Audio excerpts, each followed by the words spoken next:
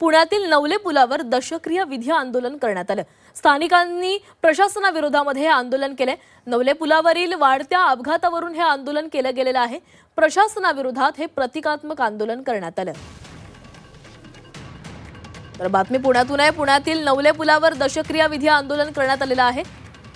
नवले पुलावर सध्या अपघातांचं प्रमाण वाढत चाललेलं आहे आणि याच विरोधात हे आंदोलन केले जाते। या संदर्भात बोलूयात, आमचे प्रतिनिधी चंद्रकांत फुंदे आपल्यासोबत जोडले गेले आहेत। चंद्रकांत, नवले पुलावर दशक्रिया विधी आंदोलन केले जाते। गेल्या काही दिवसांमध्ये नवले पुलावरील अपघात वाढलेले होते आणि त्यांचाच निषेध व्यक्त करण्यासाठी आणि प्रशासनाचं लक्ष याकडे वेधण्यासाठी हे आंदोलन केले जाते।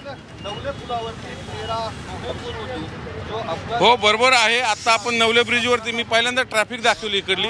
याच ब्रिजवरती 13 नोव्हेंबर रोजी हकनाक 8 बळी गेले होते साखळी अपघात। एका कंटेनरचं ब्रेक फेल झाल्यामुळे याचं कारण या इथं तीव्र उतार आहे 4.4चा ग्रेडियंटचा आणि ते हायवे अथॉरिटी त्याबद्दल कुठलीही उपाययोजना करत नाही। त्याचा निषेध करण्यासाठी नरे ग्रामस्थांनी इथे दशक्रिया विधी आंदोलन सुरू केलेलं आहे।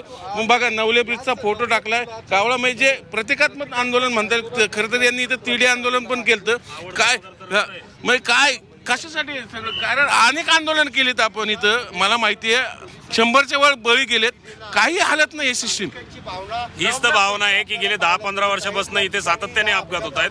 100च्या आसपास इथं बळी जात आहेत। राष्ट्रीय महामार्गाच्या प्रशासनावरती सदोष मनुष्यवादाचा गुन्हा दाखल होत नाही। तात्पुरत्या पद्धतीची मलमपट्टी होते।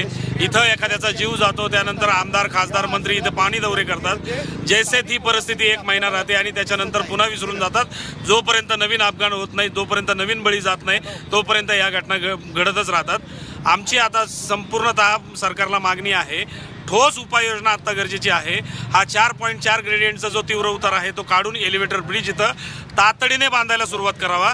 कारण रस्ते वाहतूक मंत्री केंद्रीय मंत्री नितीनजी गडकरी साहेबांनी 2021 साली या गोष्टीसाठी 3000 कोटी रुपये काढून ठेवलेले, ते कुठल्या तिजोरीत आहेत ते काढा बाहेर आता आणि बांधायला सुरुवात करा। लोकांचे जीव नाहक अधिकारी दिशाभूल करतात। 100% केंद्रीय मंत्र्यांची दिशाभूल करतायत। कारण केंद्रीय मंत्र्यांचं परवाचं स्टेटमेंट तुम्ही जर पाहिलं की इथं असणारे 3 स्पीड गन त्याऐवजी आम्ही 6 करू। पहिल्या 3 आहेत कुठं ते दाखवावं। या सगळ्या खोट्या माहिती पसरवल्या जातात। 30चा स्पीड करावा, उत्तर नाही। ज्या दिवशी ही घोषणा झाली त्याच्या दुसऱ्या दिवशी इथं एकमेकांना 5 वाहनं धडकलीत। आता काय 15च्या स्पीडने गाड्या चालवायच्यात का? मूर्खपणा आहे हा, सरळ सरळ। आता तातडीने हा रस्ता सुरू करणं, याच्याशिवाय दुसरा कुठलाही पर्याय नाही। कुठलीही मलमपट्टी नको।